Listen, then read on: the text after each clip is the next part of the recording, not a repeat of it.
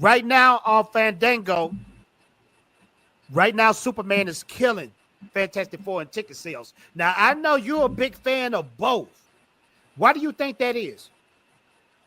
Because Fantastic Four is not being true to the source material at all.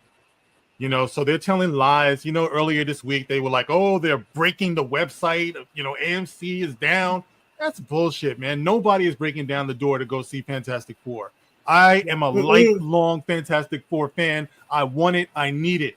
You know, I've watched them. Like, I'm sorry, like Jessica Alba, she could get it every day, all day. But I'm just saying that was not the definitive Fantastic Four. I want to see that wasn't either. The definitive Fantastic Four. Correct. You know what I mean? So I really had hopes for this because honestly, I love the way the Thing looks. Listen, the Thing, and I've talked about this on my channel many times.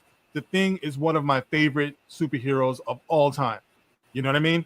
And he looks good to me. Anyway, I've heard people be critical, but I've been waiting to see him look the way John Byrne drew him, and that's the way he looks, right? But when I heard his voice, you know, it's like, okay. The voice took me out. That's the voice that took me out of it. That was strike one. Strike one was Pedro. Yes. Right? Pedro is not Mr. Fantastic. Yes, right? 100%. Number one, Pedro Pascal is incredibly like just everywhere. He's just miscast. Overexposed. That is like miscast. A muff. Like you know what? Overexposed. Mark, he's in everything. Mark, I thought I was in the beginning. I said Pedro could do a good job. I didn't know what you talking about. But after watching this video, I am truly convinced. Look at this dude, man. This is your Reed Richards. That's not my Reed Richards. Listen, the fact of the matter is, can we stop seeing this, bro? This is giving me a headache. Ow, ambulance. Hey, that's why I said Mr. Fabulous. That's not Mr. Fantastic. We might as well be twerking. Look at him. That's crazy, man. And this right here, you have to be careful when you promoting a movie because of stuff like this. It'll turn people off. Yes. You know? It's bad enough that, like I said, he's overexposed, right? I seriously, no joke, feel that me sitting down in a movie theater and watching Pedro Pascal's face up on the big screen is just cheapening the whole situation. You know, you see him everywhere. Why would I want to pay money to watch him on the big screen? Pedro Pascal and his mustache and something else. You can't even shave the mustache, bro. Where in the 60, 70, 100 years of Fantastic Four history have you seen Reed Richards with a mustache? Unless he was like deep in some type of like trying to find an answer to something and he just didn't shave. You know what I mean? But you just never saw him just rocking a mustache. Like that's Pedro Pascal's vanity right there. Yeah, 100%. And the other thing I was going to say, you said the first strike was Reed. The second strike was the Thing's voice. And I think the third and most gangster strike is that they are leaning into Sue being a leader. Absolutely. Oh, CD, that was perfect timing. Perfect segue. Perfect segue. Let's check this out. That's the third strike right there. Now, this is crazy. And you know, hey, but this is Marvel. You know, you can't. This is 99% probably true. But let's read it right here. Fader. Before you get into that, one thing before you get into that. This right here, this thing that you're showing right now is exactly why Ballerina is failing. And it sucks because Ballerina should be a good movie. This right here, what you're looking at right now is the fatigue. People are tired of this. Like, we got to understand, there were movie genres for a reason. You had your romantic comedies, you had your actions, you had your horrors, you had your comedies, and each one of those things had a specific demographic that you played into. What Hollywood is doing is saying, we're just going to dump everything into 50-50 male and female. And they want it to be 50-50 male and female. That's not how this works. Mm-hmm. It's 70-30 sometimes. 50-50 in one spot. 80-20 in another spot. But you got to understand where your demographic is, and this is where they're failing at. This right here is why we can't have nice things. Because I wouldn't mind having a Sue Storm movie or show, but it can't beat the Fantastic Four. You got and they killing that concept. That's the thing. It's a lie. It's a lie. Mm-hmm. See, like I hear people co-signing this. It just drives me crazy. You know, I see it on X. They're talking about yeah, you could tell who didn't read the comic. She was definitely the leader. Where was she the leader? Where was she the leader? Especially when you consider that this movie is supposed to be taking place in the 60s. In the 60s, Sue Storm was nothing more than a damsel in distress laying on the ground talking about, oh, Reed, save me. That was Sue Storm back in the 60s. All right, she became something of a leader when it was presumed that Reed Richards died. That was in the Byrne era, almost 20-something years later, after she became Malice and became a hate mongerer or something like that. Well, you know what I mean? But back in the 60s, yeah, she was June Cleaver, bro. But Mark, check this out. Vanessa Kirby said that this character right here, this Sue Storm, is more based off Malice. Well, that didn't happen in the 60s. Do the Malice story. I wouldn't have a problem with it. If you said it was set in the late 80s and they were going to do Malice, you wouldn't hear nothing from me. All right. But first of all, Reed would have had to have been dead, number one, because that was around that time. So you're talking about a whole other storyline. But if you're starting in the 60s, Sue Storm was none of this. So people need to stop lying to themselves. Reed Richards was the leader. Mark, I was in a group chat, and I'm not going to say no names. But it was a guy, he got really upset with me because I told him in the 60s, the dynamic between man and woman was totally different from what we have now. 100%. You know what I mean? How's that be something to get mad at? You're talking about this is the problem with today in modern times is that people want to have revisionist history. They want to act like stuff that happened didn't happen, right? Right. And along with that, they want to have revisionist history, but they want to be stuck in the past at the same time, which is very funny. It's a very weird dynamic that we have right now, especially when you talk about people who call themselves being activists, right? I'm just curious. Is it us? Is there anyone in the chat right now? Don't be afraid. Is there anyone in the chat that believes that Sue Storm is the leader of the Fantastic Four and was always the leader of the Fantastic Four? I'm curious because if you do, you're going to have to give me some proof. Show me, cite something to me that proves that. I want that smoke because I've been hearing way too much of this. I can tell you as somebody who didn't really read Fantastic Four, but I can tell you just because I'm a Marvel guy, and when you have anything specific, I was a Spider-Man guy, and Spider-Man, he intertwines with the Fantastic Four every now and then, and not once do you see Peter go to Sue. Not once. No. Peter went to Reed if he needed help. That's what he went to. Reed was always the leader. Yeah. Reed was always the leader. He taught Sue how to use her powers. He was always running these experiments to see how strong Ben was, to see how hot Johnny could get. You know what I mean? Like he pause. He was always trying to do these things. That's a good one. That's a good one. But that right there would take any hardcore Fantastic Four fan off of where they are right now. You know what I mean? Amanda says it perfectly. That's going to hurt them. You see that comment? What's up, A2D2? What up, A2D2?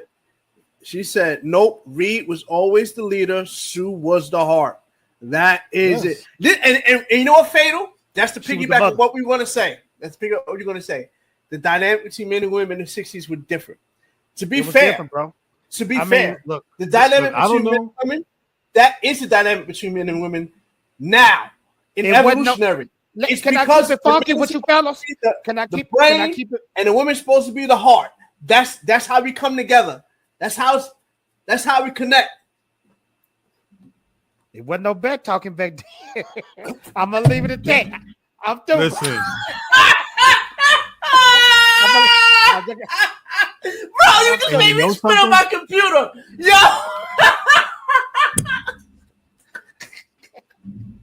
I just spit on my computer right now. Hold on. But it's the truth. It's the truth. It's the truth.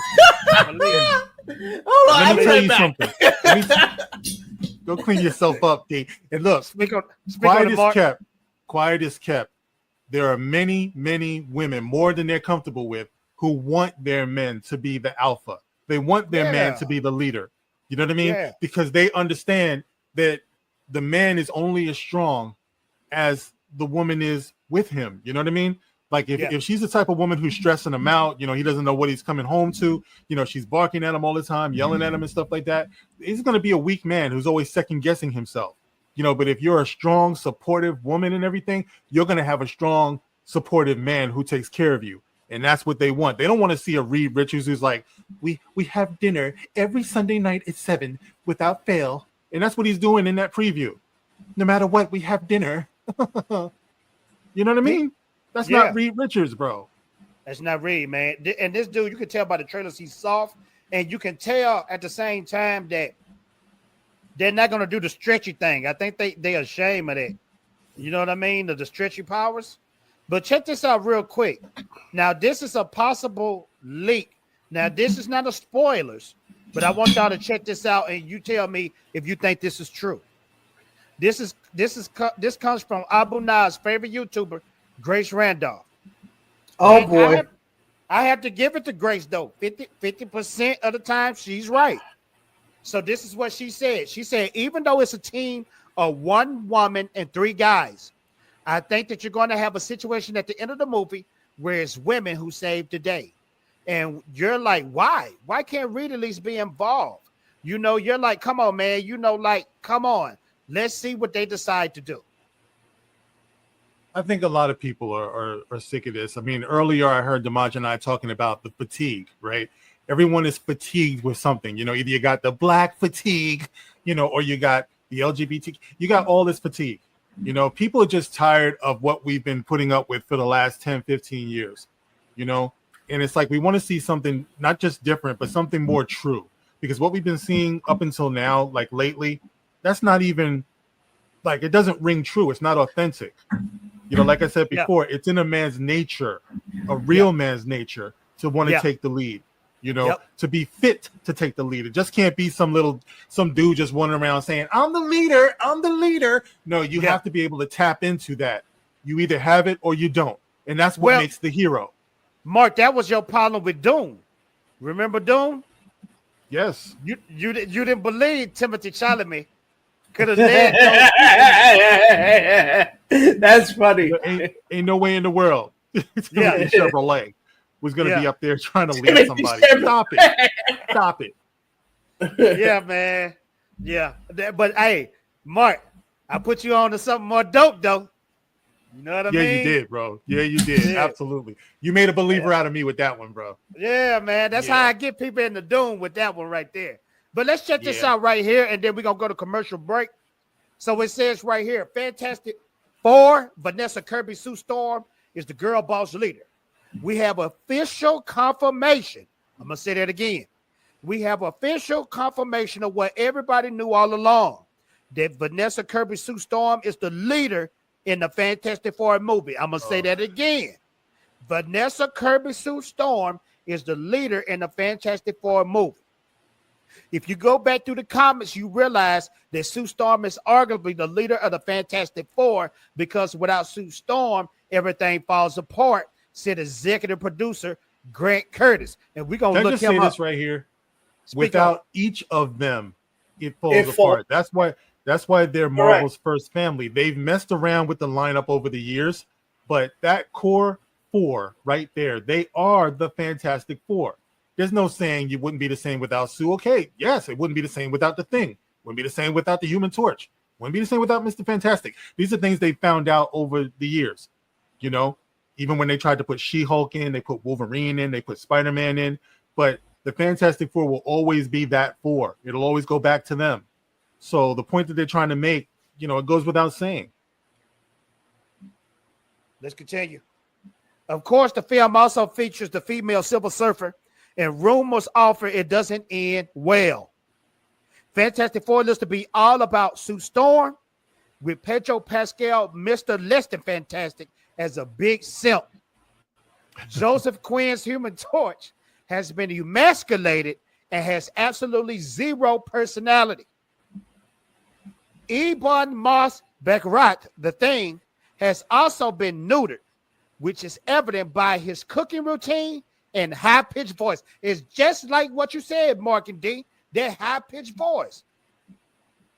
You gotta understand, the Thing as I said before, my favorite character because he had to find his humanity under all that rockiness that he has going on, under all that gruffness that he has in his personality anyway, even before he became the Thing.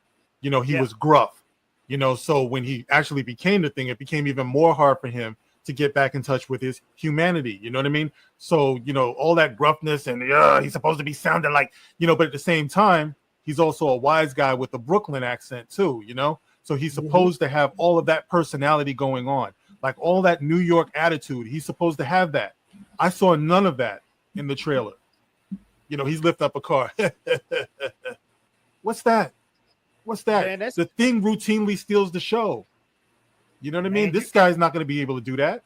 You better than me because that CGI the Thing look trash. That is ugly.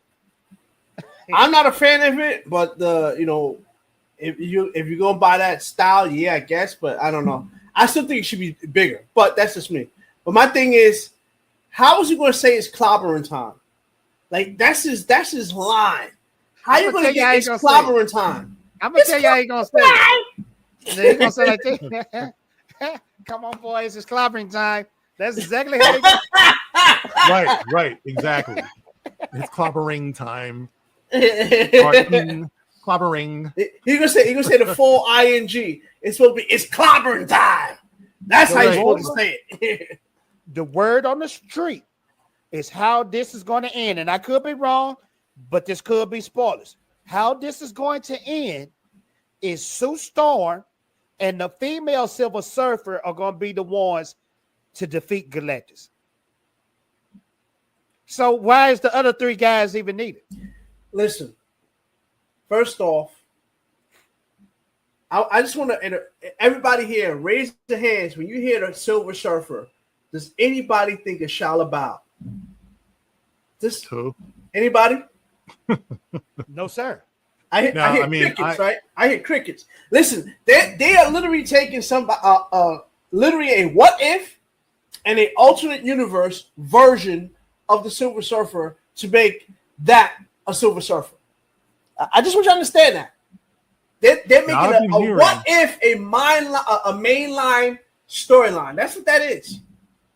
I've been hearing that if this is a situation where they're supposed to be going over to the main MCU universe, you know, then everything on this side of it that we're seeing in this movie is supposed to be disposable anyway.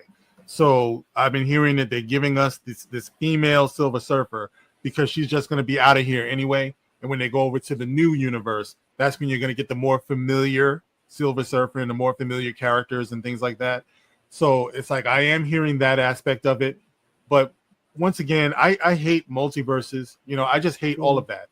You know, I just want, like when we got Captain America, like because this is supposed to be a time period piece movie, you know?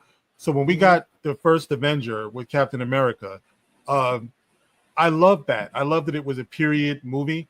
It was authentic. People acted and talked the way that they should, you know, old fashioned.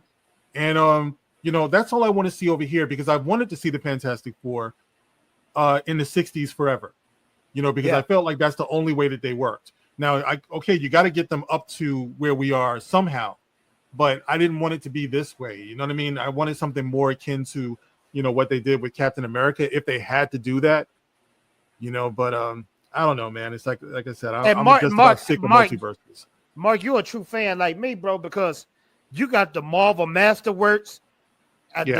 You got the retro stuff, man, and it just kills me. It destroys me that they always go with this modern stuff. Because check this out, fellas. Now, just type this into ChatGPT because I'm not familiar with Shia LaBeouf. So this is what ChatGPT said.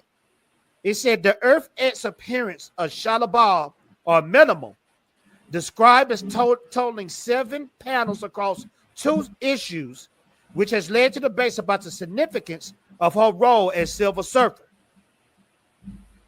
Did y'all hear what I just said? Oh, I knew that. So if she only showed up in 2 issues, why were y'all using her? I mean, I know why they're using her, but that's just a statement for everybody out there, for Marvel out there.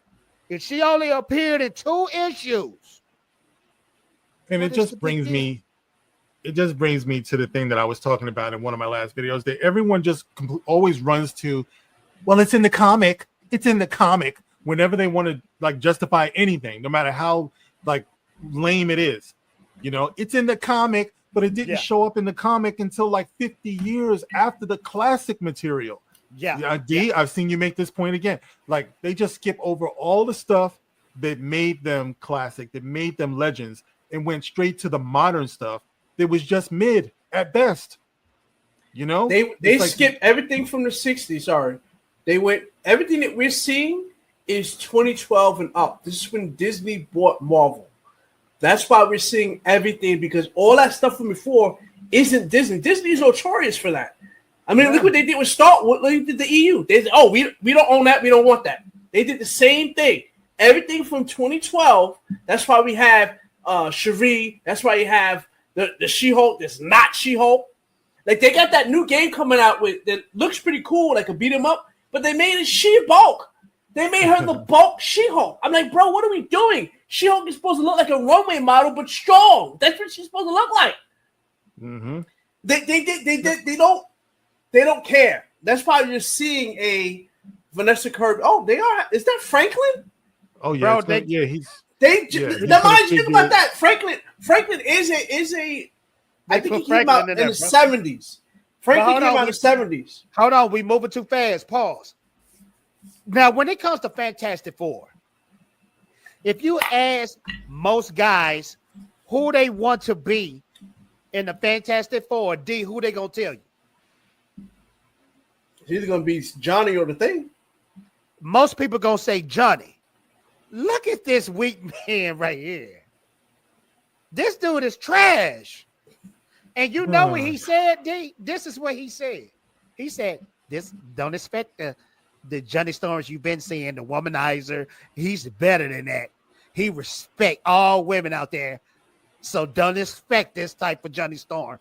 He said that, bro. Listen, you know what's the worst part about this? It's like they don't understand what acting is. Like, you can in real life respect women all you want, but when you have a character that's made a certain way, this is why. Do you understand? One of my biggest, and when I say one of my biggest hatred, next to them selling Peter Parker and Mary Jane's wedding, their marriage to Mephisto, that's the first one. But the second thing they did is they made Iceman gay. For what reason? It's the same one. Iceman and freaking Johnny are they're like the polar opposite. One's fire and ice. They both were womanizers. They both were. But no, this is what it drives me crazy. They can't get out of modern day stuff. They just can't. They can't. Well, what they don't understand too is that once again they're overlooking the whole concept of character development. You know what I mean?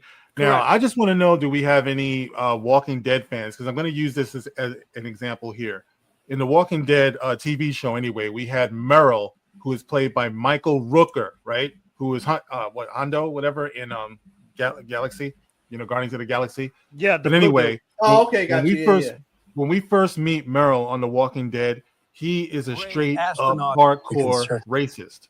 Okay, he's a racist, and you can't be afraid to make flawed characters. To make characters that you might hate. Merrill started off as a racist, and he stayed that way for a while.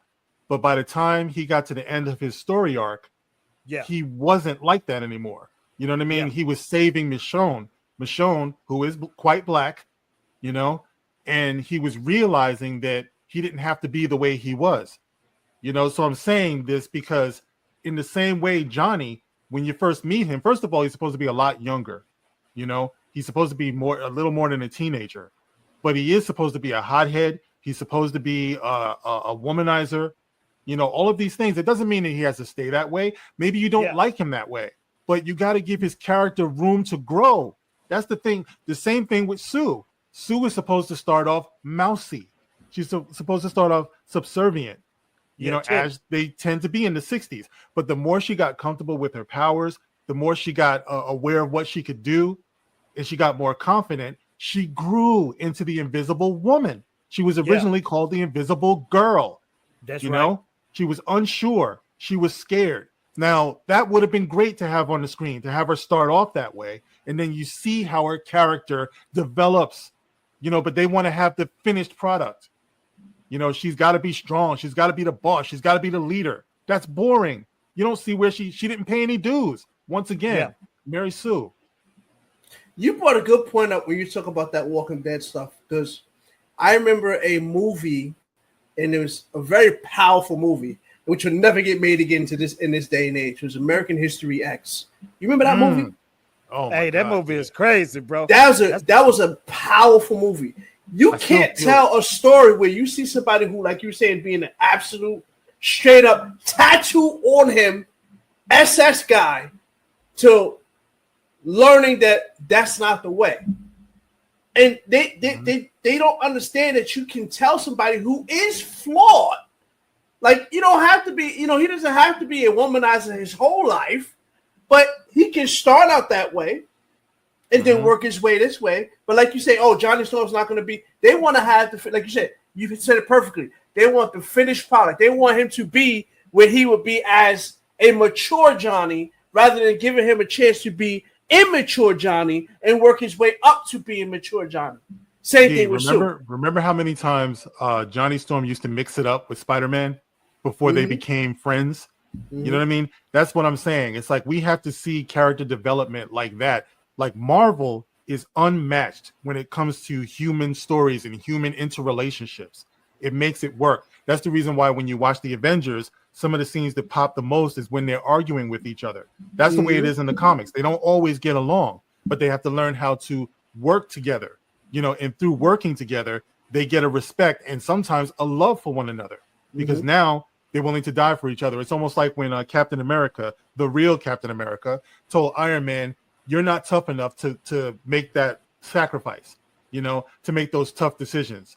And Tony had to prove him wrong, because he came across as superficial. But when it came time for him to really get into the self-sacrifice, that's when they started to respect one another. He earned his respect that way. You know what I mean?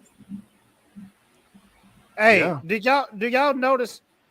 Good talk, but did y'all notice that that dude that playing Johnny Storm look like RDJ?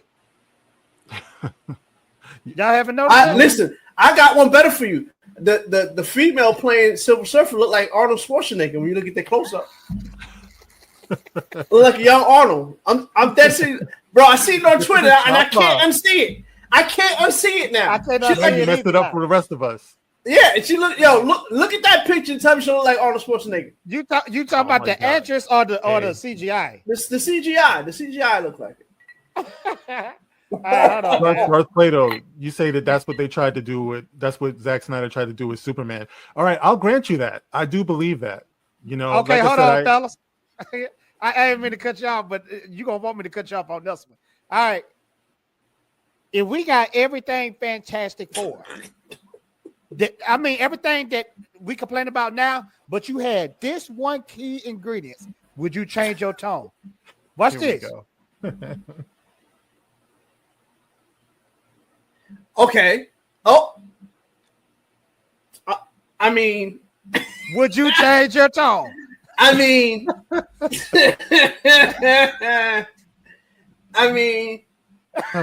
Hey, listen. Winter Soldier's guilty right now. Winter Soldier's ready for Look, Mark, I'll be playing in some snow real quick. Yeah. Mark can't say nothing. Mark, what happened to all that complaining? Man, listen. That right there would shut it down. That would shut it down. Yeah. Hey, that would forgive a lot of sin right there. That would forgive. Hey, we'll make sure that movie make $1 billion. Cause we can it up.